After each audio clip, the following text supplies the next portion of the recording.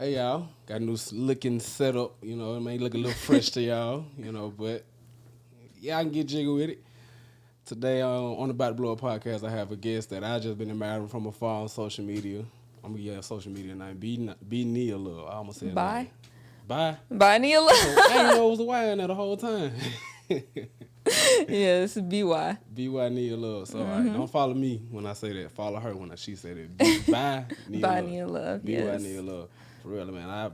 Your mom told me about you. Your mom work at my dentist office. Yeah. Right, and she just anytime I go, I've been twice when she was there. She was cleaning my teeth, and the whole time leaning back, she was telling me about you had just gotten your degree, you graduated from Auburn. Wow. You War Eagle fan, or you don't even care. I mean, I grew up an Alabama fan, but I go for the people who give you the money. I know so. that. It took some too, though, right? Or did you have scholarship? I mean, I had a full ride, like full tuition. Word. But we all know tuition is not the only thing you have to pay for to go to college. Yeah. What was your broke college student moment? Ooh. Give me a little story. I mean, I will say my mom did a great job. She took out loans to help me kind of get through it. Because I tried to have a job, but that didn't work out, trying to get an engineering degree and having a job at the same time. So I can't really say that I really had a broke college moment. I was spoiled. Did you have a struggle meal? I mean, I pretty much ate ramen all day, every day. And not because I had to, but because I just like ramen. You like the cup or you like to, make it in a bowl? I like to make it like in the pot. Oh, okay, with the bag. My grandma, she's Korean, so she would send me home with a bunch of like different meats and vegetables and stuff, so I could make like a Korean stew out of ramen. So your mom ain't tell me all that, All right, so we got a lot to unpack with this. Yeah. For sure. Miss Nia Love. Yes. All right. Like I said, I've been admiring you, courtesy of your mom through social media. She even remembers your mom on Instagram. I don't even know if my mom has Instagram, but shout out to your mom's then, because she sure knew it. Yeah. Like, off the top, she knew your Instagram name. Okay. You got a real supportive one. She always been like that? I mean, yeah. I will say my mom does hype me up to her patients, and that's got me some jobs, so I'm grateful. Word. So. Did you play sports in high school? I danced. So I was on dance team for a year. She did tell me that you danced. Yeah, I danced on the JV team at my high school, but I didn't really like it. So I only did it for a year, and then I quit. I didn't like the girls. I'm so sorry to anybody who might have been on the dance team with me, but I didn't really have any friends on the dance team, and I always felt like an outcast. Like I was bullied by my teammates, so I was just like, forget this. Were you the quote unquote weird girl? Oh yeah, most definitely. I was bullied in high school. Nobody really wanted to talk to me. I didn't really have no friends. Like I had nothing to do after prom. Like Word. I just wasn't that. Did you have a prom date? I did, but he broke up with me the day before prom. Dang, for real? Yeah. Bros out here pimping. I'm gonna let you know that. I know you don't care no more, but bros out here pimping. Yeah. Because I tried to pull something like that, but I ain't gonna talk about That's it. so messed up. I mean, it wasn't right after prom, but it was, right before prom, but I did something like that. I was pimping though. Oh my gosh. Yeah. Well. It's not here nor there. Yeah. He gone doing whatever. He probably ain't as happy as you right now because this is your podcast studio. Right. Word, exactly. He probably gonna have to pay you to do his podcast. Exactly. Beautiful. I glowed up, so I'm not tripping off of any high school people at all. Word. So I was just telling you before we started that last week I had my friend on named Joy. She was a civil engineer. And I was just telling you like I didn't know any girls who were into civil engineering, but you graduated from Auburn with mechanical. Word. So what did that consist of? Like, why did you go to school for that? the money. Word. I basically, I mean, my mom, we didn't necessarily have it. I said that my mom kind of helped me get through college, but it's not that we had it, it's that she made it happen, But going into college, like I was in high school and my mom was like, either you get a scholarship or you go into a community college. So you better figure it out. Yeah. And then after you graduate, you better take care of yourself. Yeah. Like you better get a degree that's going to make you some money. So it was pretty much either doctor, lawyer, or engineer. Word. So I just went with engineering because I was good at math and science. Like the high school that I went to had an engineering academy. What high school did you go to? Hoover High. Oh, okay. Yeah. What year you came out?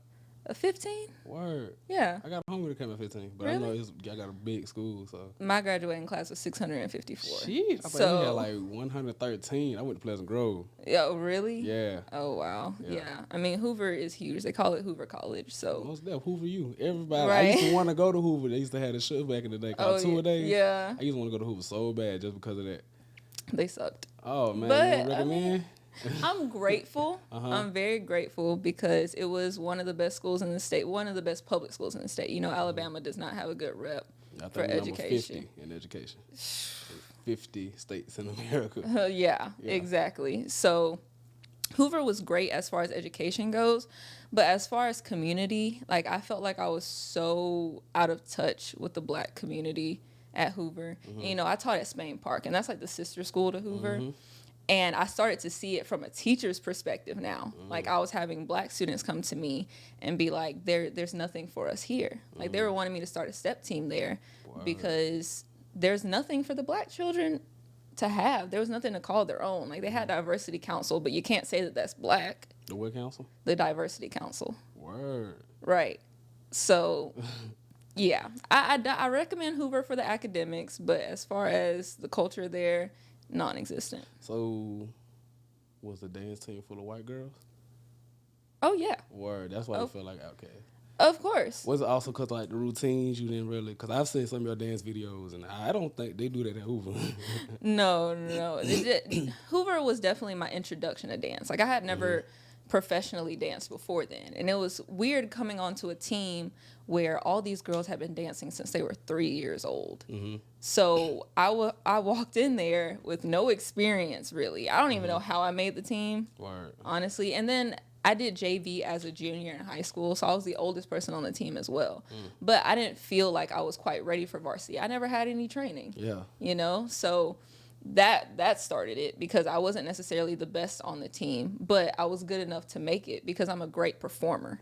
I have a great natural ability for dance. But when it came to all of that technical stuff, it was not me. But what were y'all dancing to? What were we dancing to? Yeah. Man, okay. So for our competition, we danced to like this slave song. Word. And it was really great choreography. It was really great choreography. I cannot lie. She did it. But the fact that it was like a very like depressing like slave song, like very emotional, like we wore like tattered clothes. It was overwhelming for a white school. In front of school or like statewide. Word. Like for competitions. Word. Yeah. Yeah. Looking back on it, I'm like, oh, that was pretty messed up. Y'all had a white dance coach too, right? Yeah, of course. Word. Of course. So. Ooh, cringy. Yeah. Ooh, I gotta find that video. Please don't. Please don't. I think it's on YouTube somewhere, but. Oh yeah, y'all got to find that. No. 2014. What those? 2012. That was 2013. 2013. Y'all 2014. gonna find that video, Don't put it in something like that. They can't find it. They don't shoot, we gonna get on it. Okay. Okay, so you leave Hoover, go to Auburn, get your degree in mechanics. Yeah. Right. What kind of mechanics? Well, it's mechanical engineering. Mechanical engineering. Dang, why you did that? Like, what engineering? Yeah, so this is just interesting to me. So how do black women get into stuff like this? Right. Because you never hear these type of stories. Like it's either you, like the other choices you throw out there with doctor, lawyer. Yeah. That's something like way out the comfort zone of what you see a lot of women do. Exactly, but like I said, my family was in a situation where I had to do something that was going to make us money. You know, I was kind of deemed as the golden child of my family. Yes. Oh, okay. I am. But I'm the only one who really went to like a big university, the only one who really wanted to study something like engineering. So everybody just kind of looked at me like I was the golden child. I was the one that was going to save the family, you know? So I always had this pressure on me. So I just picked what I thought I was good at, which I'm good at school. I have to admit, I'm very good at learning. So math and science came super easy to me. So starting in high school, like I said, I went to the engineering academy. And from there, they taught you all the things that you need to know, like the basics for engineering. They taught me, honestly, freshman and sophomore year college level engineering. So when I got to college, I already was 2 years ahead. But yeah, going into that, getting to college and recognizing that the engineering degree that you're getting has absolutely nothing to do with the field. Word. Like, absolutely nothing to do. I took every math under the sun, every physics under the sun, which I enjoyed that stuff. Like, it was interesting to me. But once I got out into the field and recognized what engineers actually do, I was like, oh, this is a scam. Word. This is a scam. Which, I don't know. Joy was her name. I don't know how she necessarily liked working in the engineering field, but I hated it. I actually worked as a civil engineer coming out of school. I worked for a construction company. But really, the whole engineering field, when you get an engineering job, you basically just become a master in one thing. And I did not care about any of that. Like, I worked for the power company. I did not care about electricity. I don't care about street lights. I don't care about transformers. So I was bored out of my mind every day, but that was my job. That was going to be my job for the next 20, 30 years, to just master that. And then going into a construction company, I do not care about concrete. I don't care about drywall. I don't care about any of that. So for me, I just recognize that that's not me. I don't care about any of that stuff. I'm more of a people person. I'm more of outgoing. Like, you see, I'm an influencer. Like, I love connecting with people. I love helping people. I felt like I wasn't doing anything of impact sitting behind that desk learning about foundation. Yeah. You know? So. Word. So when you became a teacher, right out of school, did. And what did you teach at Spain Park? Robotics. Engineering. So that same engineering academy that I graduated from in high school. So did you feel like when you got to Spain Park and you were the engineering teacher, you know how you said it was like, you know, black kids didn't feel like, you know, they were included in anything. Did you feel like you had a responsibility when you kind of felt that? Oh, yeah. Most definitely. I was like the token black teacher because, I mean, there was only maybe 2. And the other... How long did you teach there? About a year and a half. Okay. I came in the middle of the year. There was a teacher who quit like in December. So I started in that January and I went I finished that school year and then I went a whole nother school year. So being there, I was 1, the youngest teacher there, but 2, I was the only black teacher that actually taught a subject. All the other black teachers were either like in administration or special education. So I was the only black teacher that taught a subject. So being there, like, a lot of the black kids just gravitated towards me.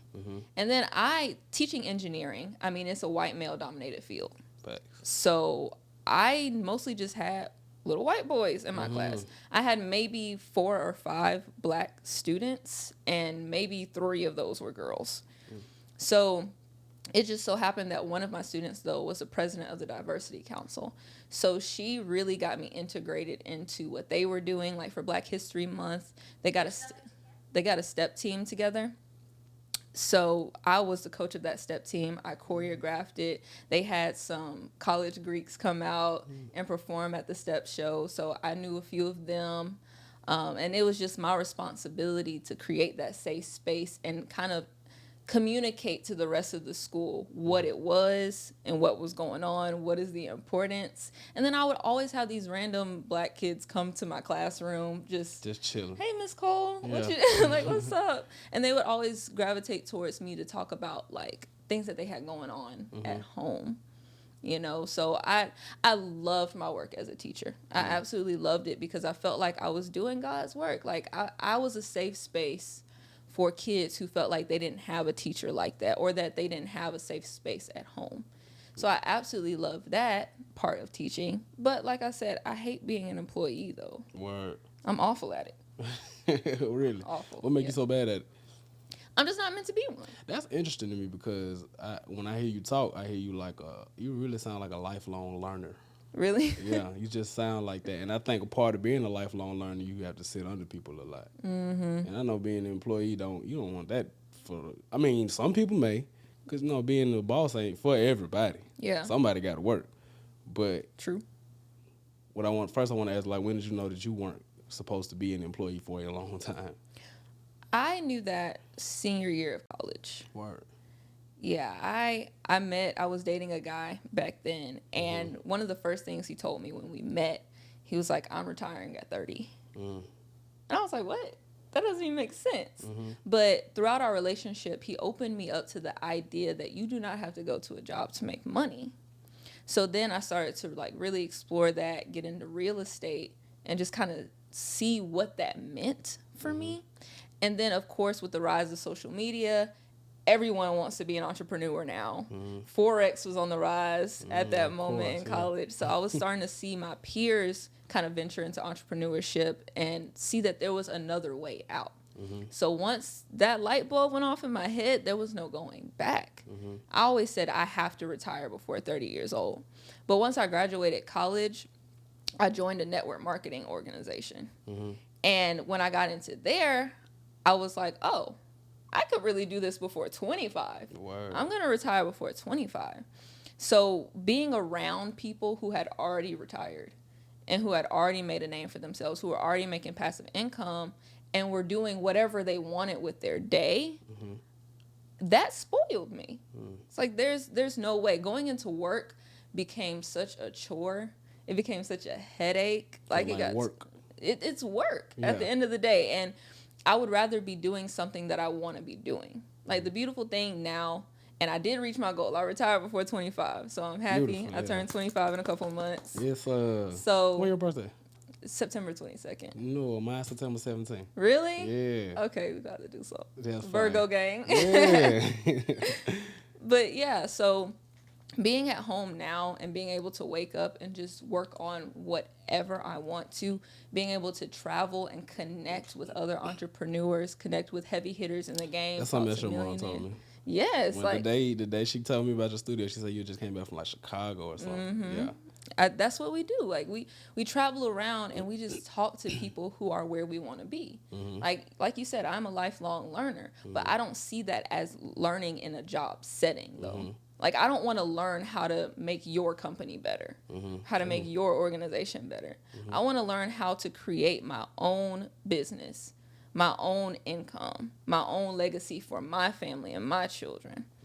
So I believe that I'm a lifelong learner in that sense, that I'm going to absorb information from whoever I possibly can, just not in a job setting. Right. You know?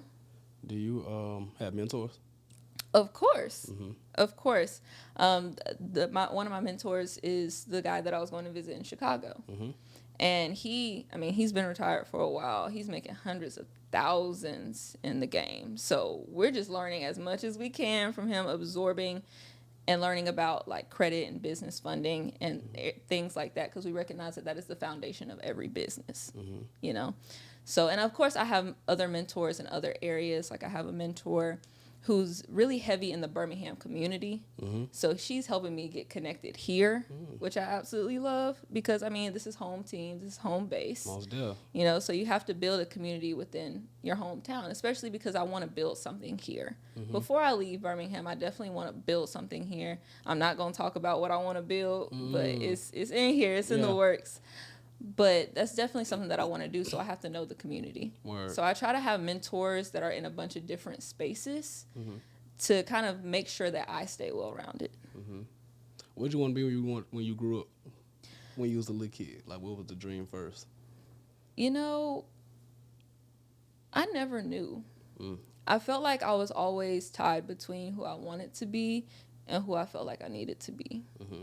You know, like I said, I was a chosen child growing up, so I always had this weight on my shoulders that I had to save the family. I had to do something spectacular and amazing. Like I always was a very artsy person, but I never explored the artsy side of myself because I always had to focus on where the money was, which was in engineering. So I was just always focused on the technical side of things. It wasn't until I got into the field that I was like, okay, I hate this. Now, what do I really want to do? Right. So I can't even necessarily say there was anything that I wanted to be when I grew up, because I just always felt like I had to be something, you know? And what did you realize after you got done teaching, graduated, all that, what point did you realize you wanted to be like in the influencer type of realm? Because I'm one of those people. I do have like my beef with social media. Yeah. Word. So like I have limits on my phone for how long I can stay on social media. That's good. Right. So with you being like a lifelong learner, influencer, you can't pick up too much information on social media. But one thing I do like about your page, and I'll spend my whole limit on your page just scrolling because you really do post like some fire stuff. Thank I even you. noticed you read some of the same books. One of them I seen was Ask It to Just Give Him by Esther and Jerry Hicks. Yes. Yeah, I love that book. I got so many notes off of that book. Really? Word. Yes. So how do you find the balance? And first off, when did you realize you wanted to do that? And then how do you find the balance between not spending too much time on social media, but also putting out helpful content for social media? I'm going to answer the second question first, that I haven't. I have not found that balance. You don't know people that watch like cooking videos and stuff like that too? Man, social media sucks you in. It does. Sucks you in and it holds you. You ever seen The Social Dilemma? I have not. It's on Netflix. Check it out. Okay. Yeah. I love a good Netflix documentary. Yeah, good one. So, okay, I'll watch that one. Yeah. But yeah, I mean, I have not found the balance because as an influencer, I constantly have to be studying. Mm-hmm. I constantly have to be watching and figuring out what everyone else is doing so that I can hone my content. I have to stay engaged with the people who are on my page to make sure that I'm building a community.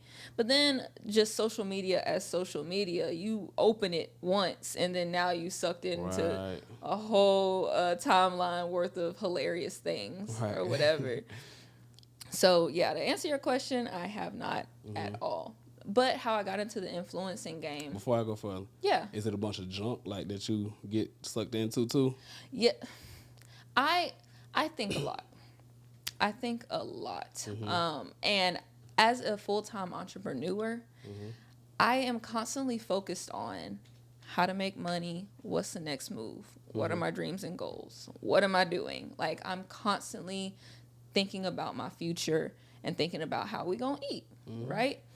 So when I get on social media, I try not to just make that a place of learning a bunch of stuff. Yes, I do follow a few like credit repair accounts, a few entrepreneur accounts, stuff like that, which pop up every now and again. But for the most part, I just like to follow funny stuff or like mental health stuff, self-love stuff, you know, just because it gives me a break, a mental break from all of the other things that I'm doing. But of course, you can't have too much of that mental break because social media can definitely influence your thoughts and your thinking patterns and your subconscious. So I definitely do need to find the balance. But as an influencer, it's hard. But moving on to what got me started into influencing, I was actually in college, and I talk a little bit about my story, but I grew up with mental health issues, pretty bad. I grew up with anxiety and depression, but I did not know that I had an anxiety disorder. Or what caused it? Ooh, that's a deep question. Okay, let's go to that next. Okay.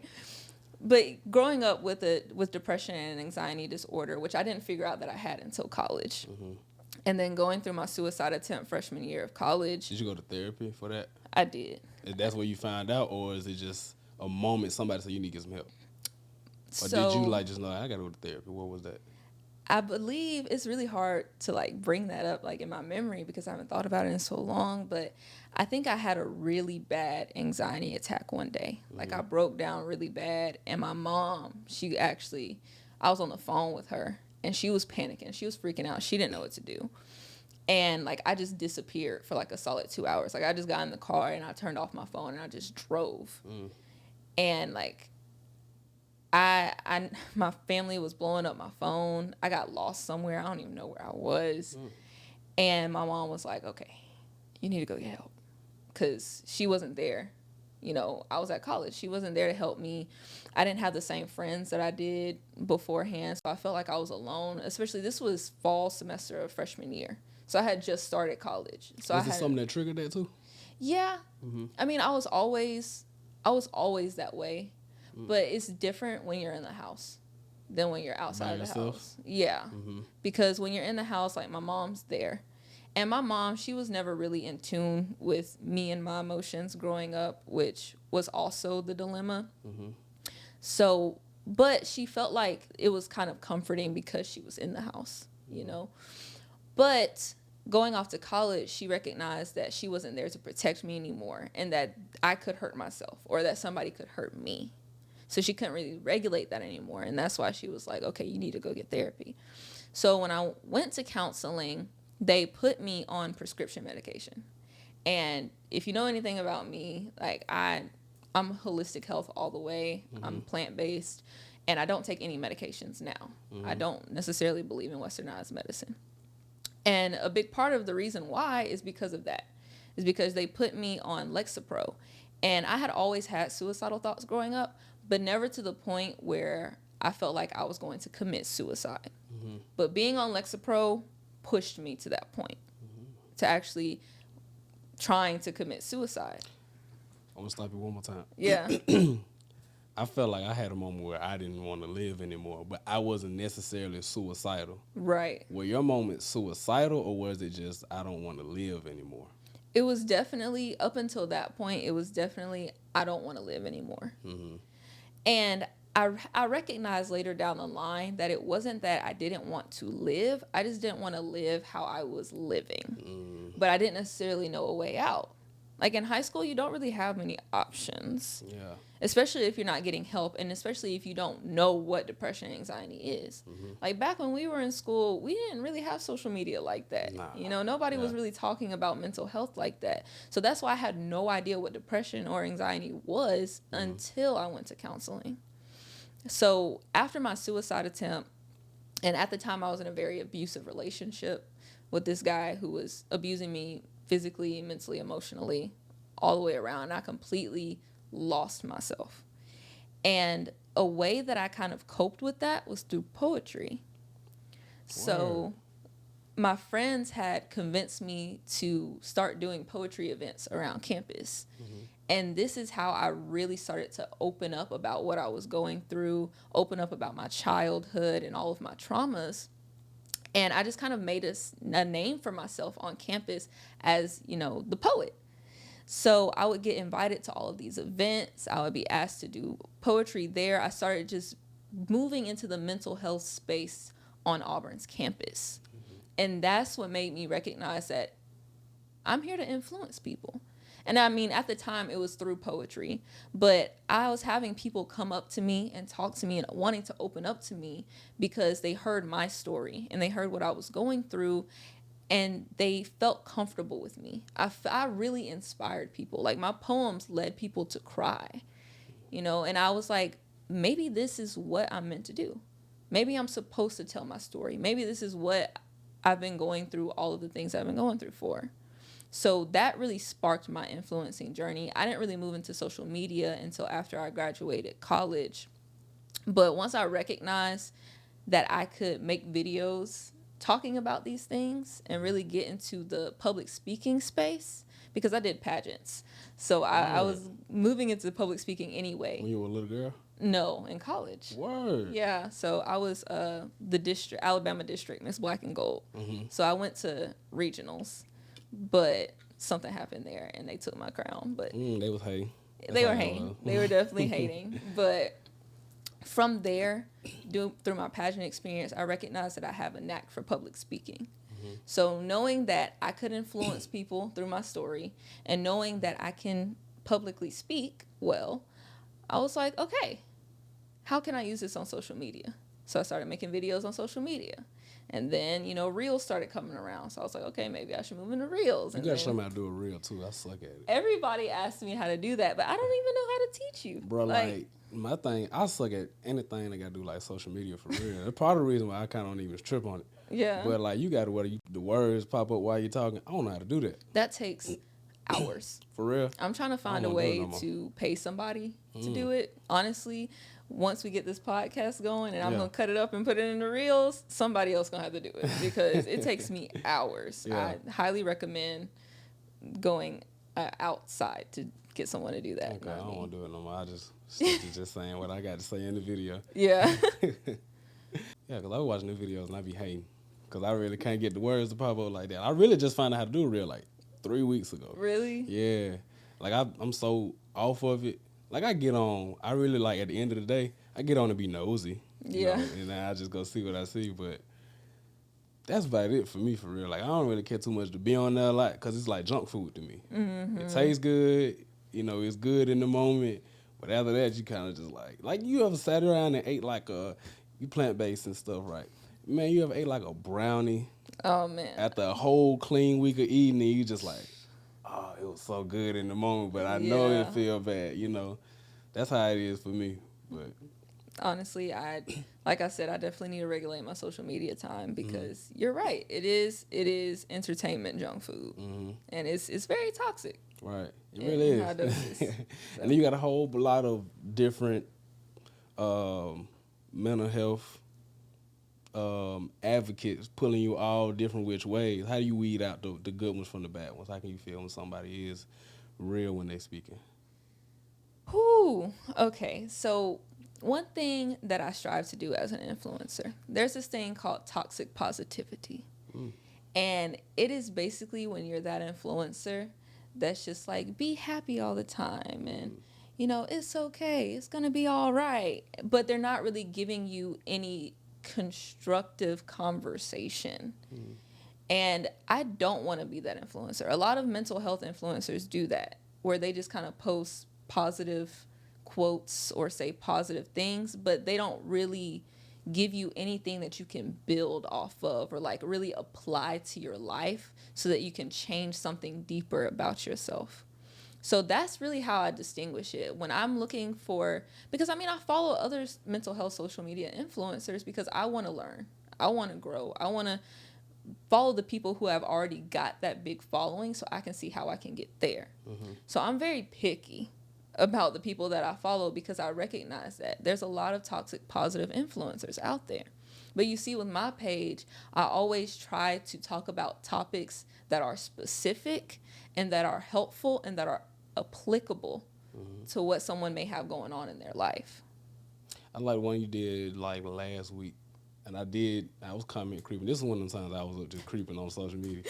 But it was one you did about toxic masculinity. Yeah, and I seen some dude comment like, don't listen to this. Yeah. But when I read the comment before I watched the video, so let me see if she really know what she's talking about. And I can really concur with you that you really was spot on with that. Thank you. Yeah. Thank you. I talk about very controversial things. And masculinity and femininity is one of those things that are very controversial, especially masculinity, because I feel like we're just now moving into a space where men are starting to get comfortable in their masculinity and that they're starting to change the narrative of what it means to be masculine. Like, we grew up thinking that men aren't supposed to show any emotions. They're just supposed to be hard all the time and hard workers and all of that, which is great to some degree. But, of course, there's balance in all of it. So we still have those men that are caught up in that mentality that you can't show any emotion and that you can't be in tune or anything like that. You can't have feelings or whatever. We still have the people that believe that. So, of course, I'm going to have haters. I'm going to have people that are arguing with me in the comments. And I have had to gain some emotional control myself because, honestly, to some degree, as an influence, you have to care about what people think to some degree. Like, when it comes to my life and my decisions and who I am, I could care less what anybody thinks. But when it comes to my content, I have to care what people think a little bit because I have to make sure that my content is still catering to my audience. It's art.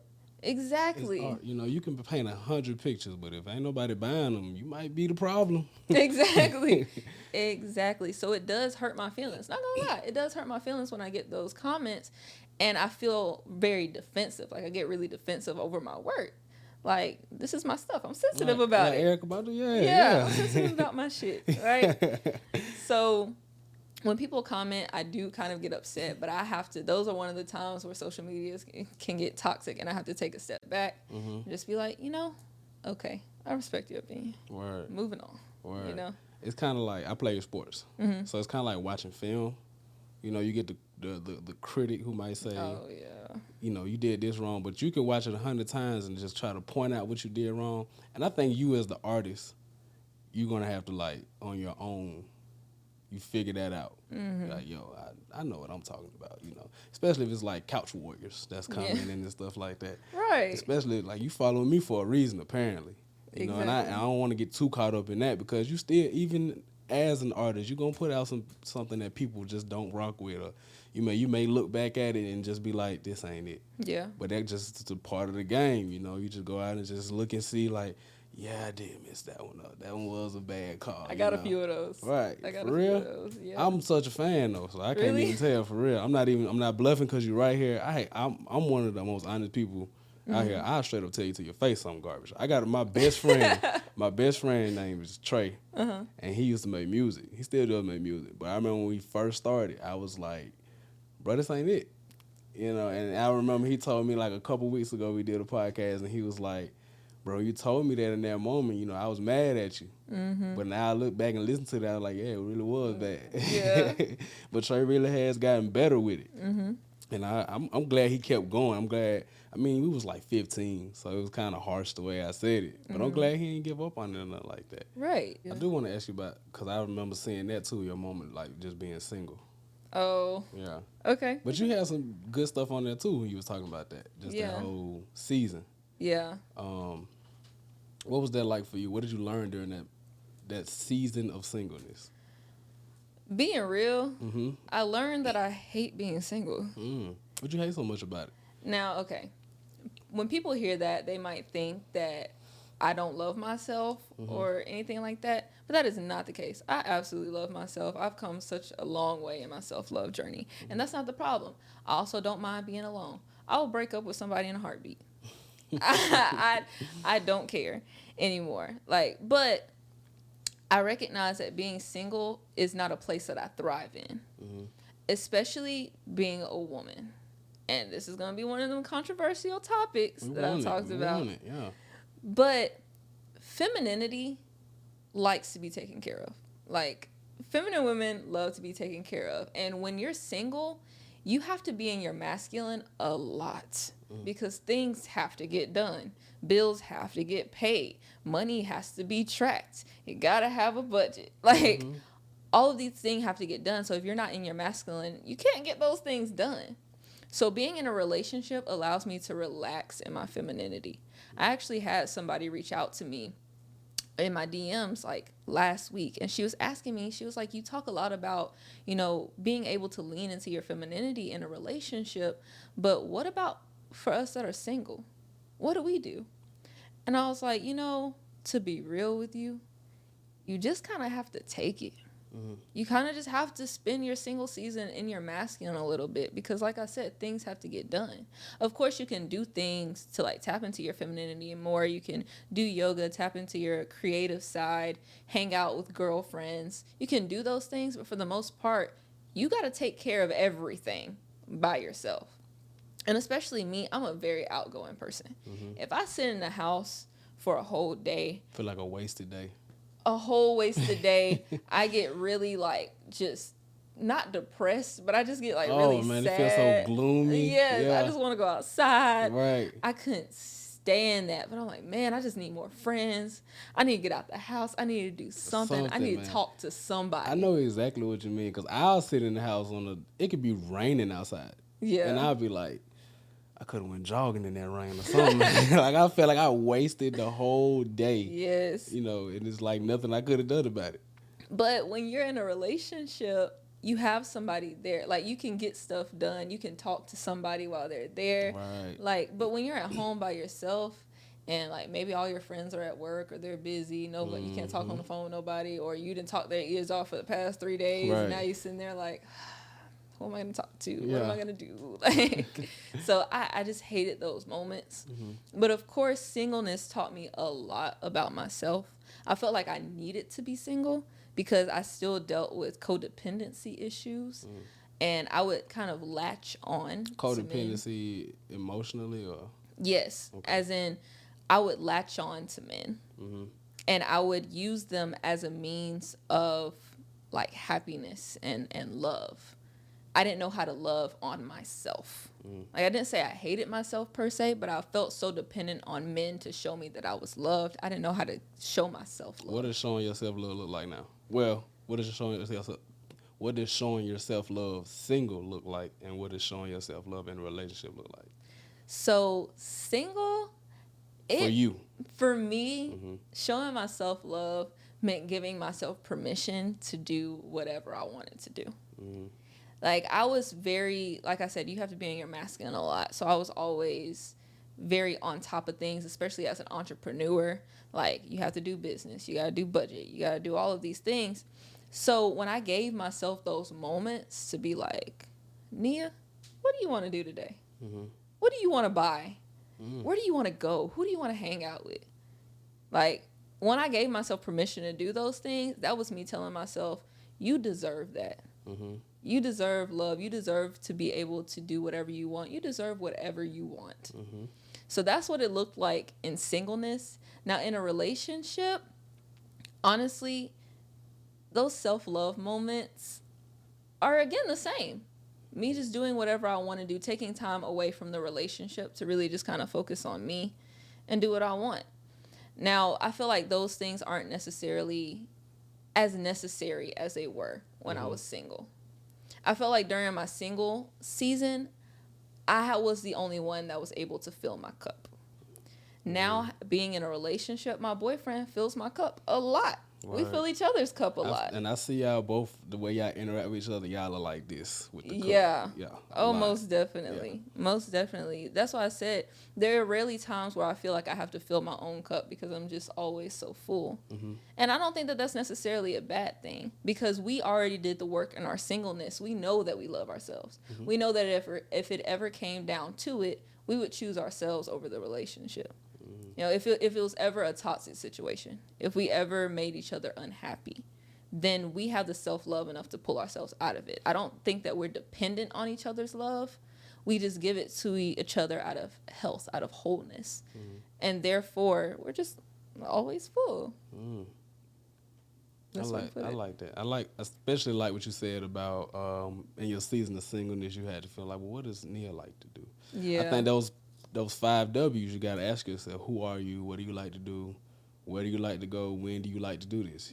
Those are very important things to figure out about yourself in the season of singleness because you set a standard for when you get in a relationship that this is who I am, this is what I bring to the table, this is what I like to do, where I like to go, and this is when I like to get stuff done.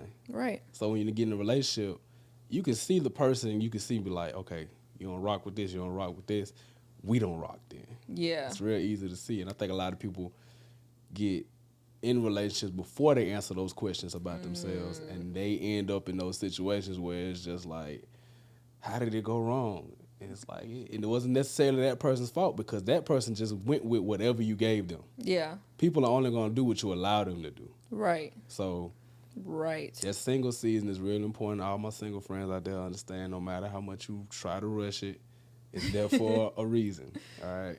Even though I hated it, I'm glad that I went through it. Do you think you hated it because I know I was in the middle of it. Because some days I'd be like, I want somebody. Then another day I'd be like, I want to be by myself. But in actuality, what I really liked was companionship. Because I can go kick it with my friends and be fulfilled. Yeah. So what was it for you that you hated so much about it? No, I really like being in a relationship. Right. It wasn't even necessarily that I was looking for Is it just because you're how you are as a woman? Yeah, as a woman. Yes. Like I said, it takes so much weight off of you having a man around the house. Oh my God. You gotta take the trash out like that. Especially moving into a house by myself. I was like, why did I do this? What am I gonna do? I can't fix nothing. Right. I gotta take out my own trash. I gotta cut my grass. Oh man. Like, man, that really was overwhelming. Did that hit you as it came about when you got your crib? Did it just was you like, oh dang, I gotta do this? Oh, yeah. Okay. I've never lived in a house, so I had no idea what to expect moving into a house until I got here and recognized that I don't know how to change the locks. I don't know how to install this.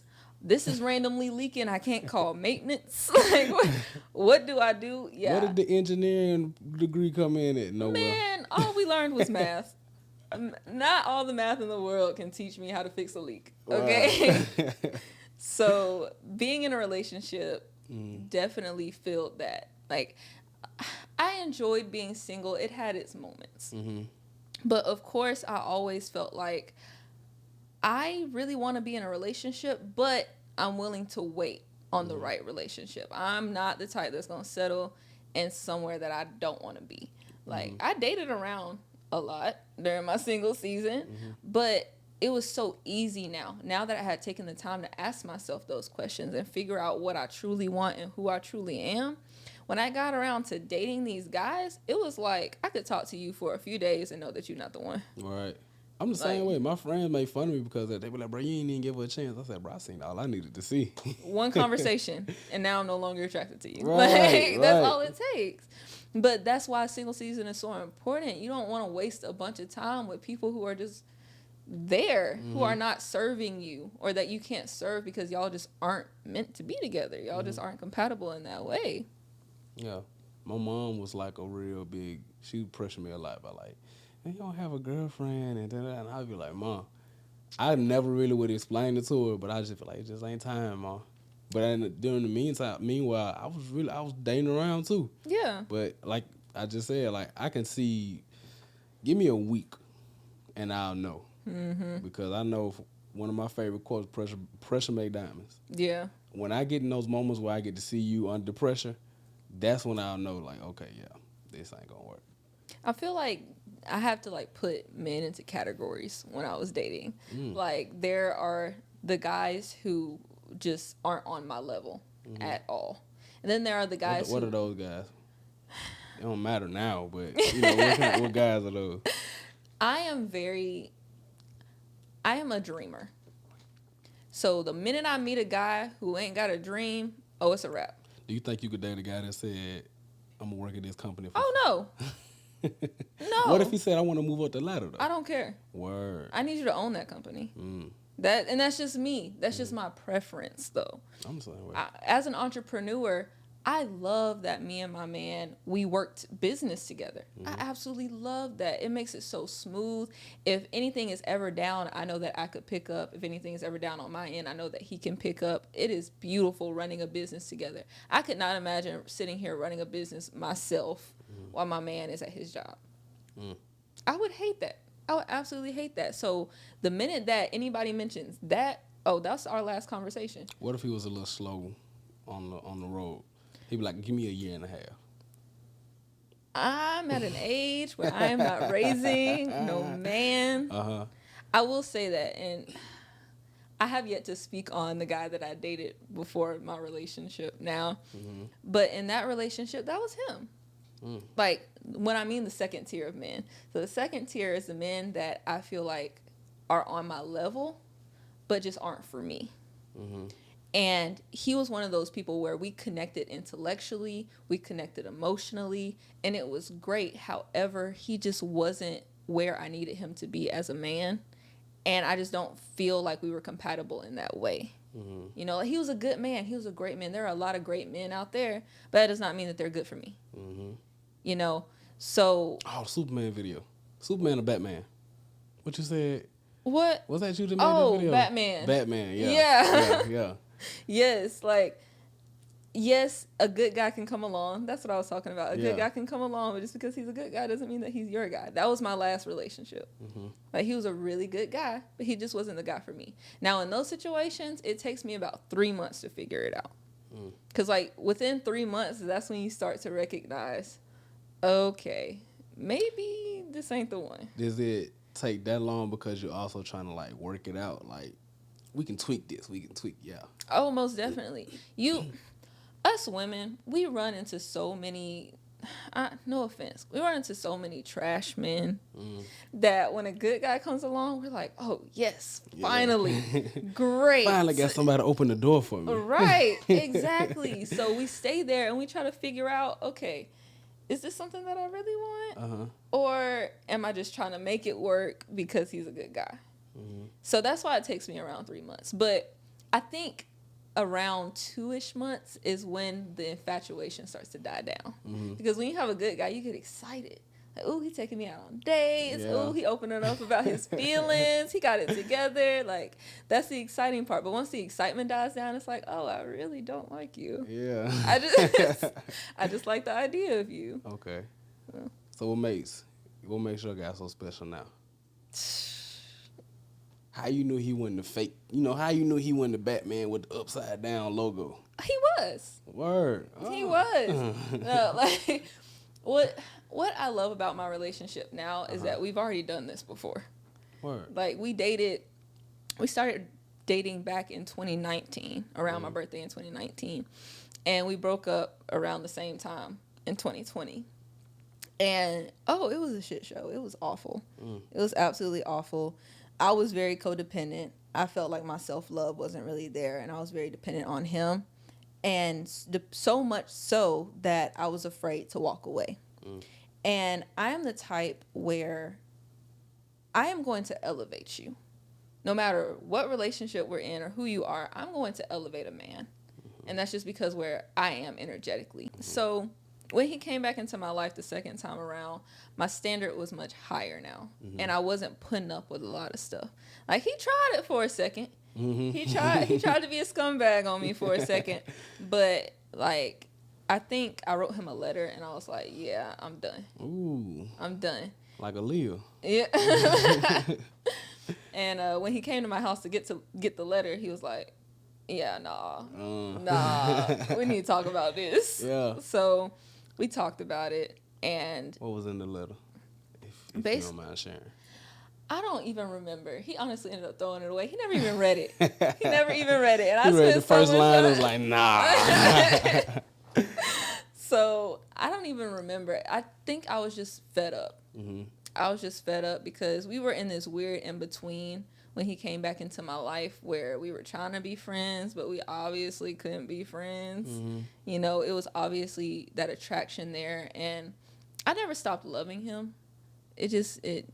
I never was able to fully heal from that. Like, I moved on, but there's a difference between being able to move on and completely being over somebody. I feel like to completely be over somebody takes a lot longer than you would think. So there was still love there.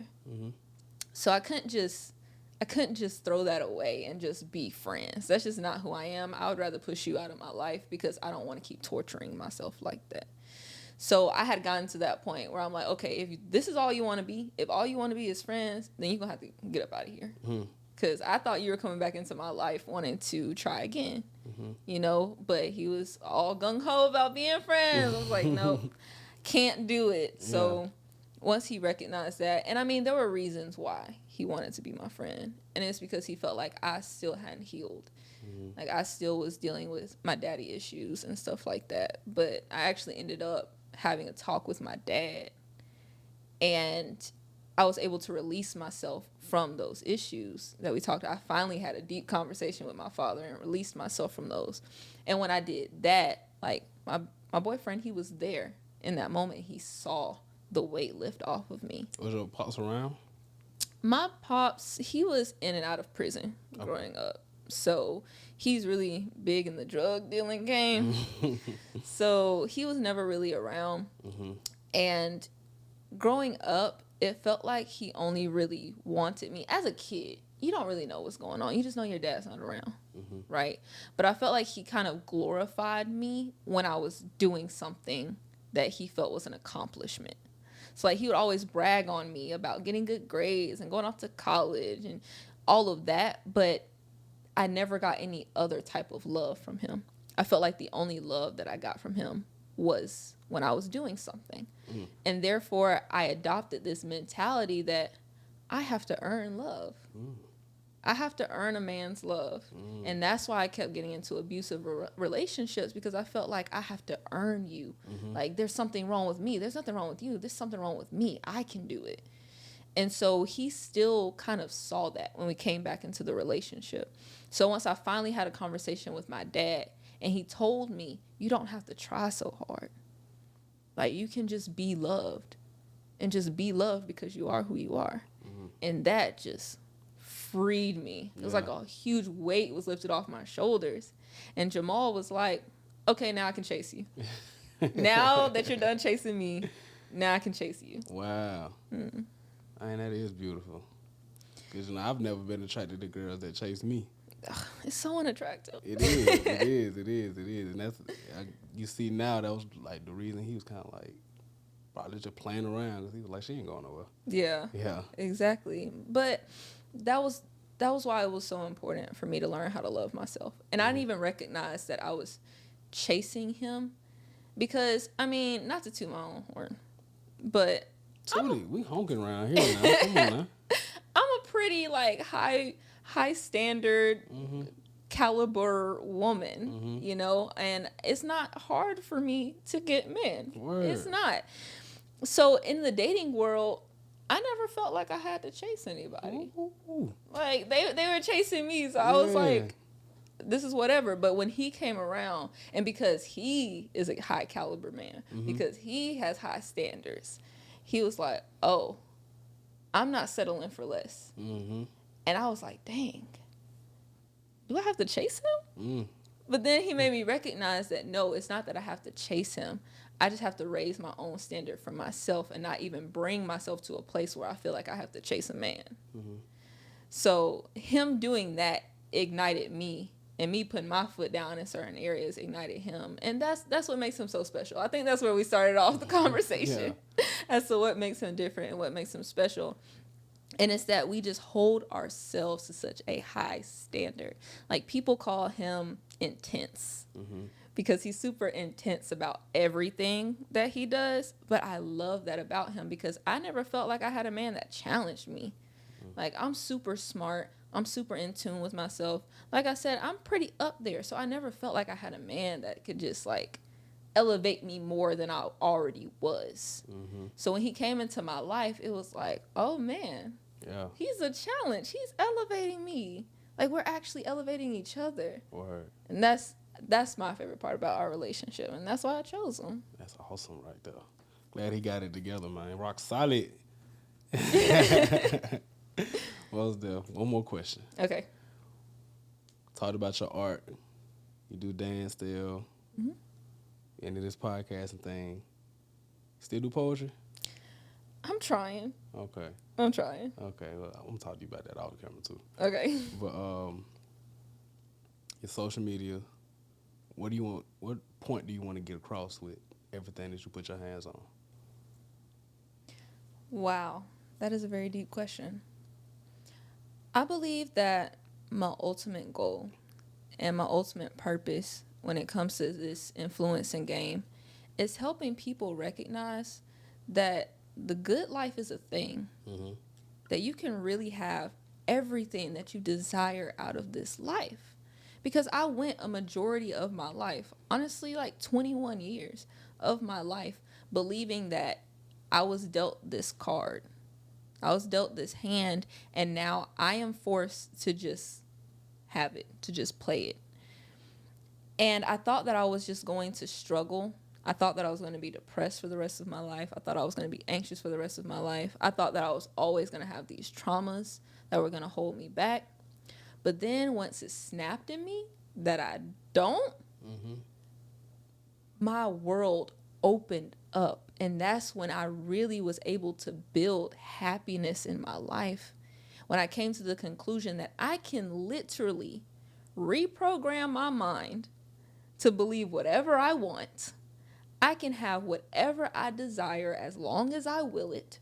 I can do whatever I want. There is no limit. Once I understood that, I was like, what was I sad for? Like, what was I so anxious? What was I so depressed about? And that's what I want people to recognize. And that's why I talk about relationships so much, is because people really settle in their lives.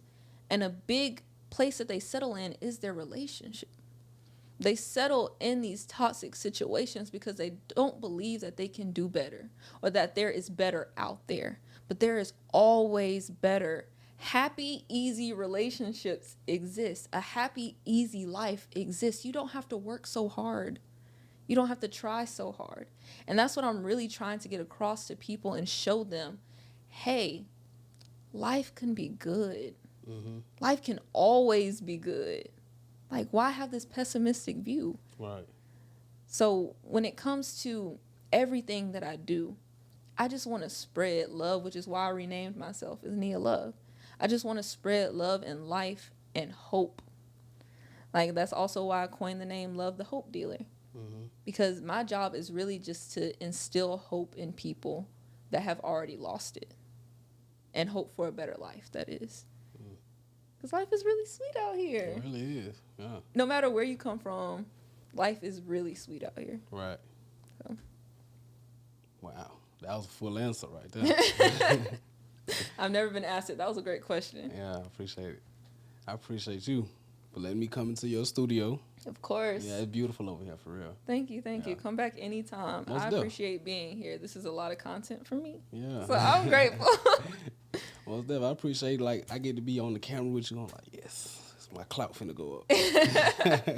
We gonna get you here. I mean, same. Yeah. I know you got an audience that I have yet to tap into, so I'm super excited. Oh, man, I can't wait to see wherever it goes. I can't wait to see wherever yours goes, because like I said, I'm a fan. Like I said, I'll spend my whole hour just looking at the videos that you post, because they really are, it's not the junk food that you see. Yeah. It's not the junk food that you get on any other social media platform. It's not the toxic positivity that you see.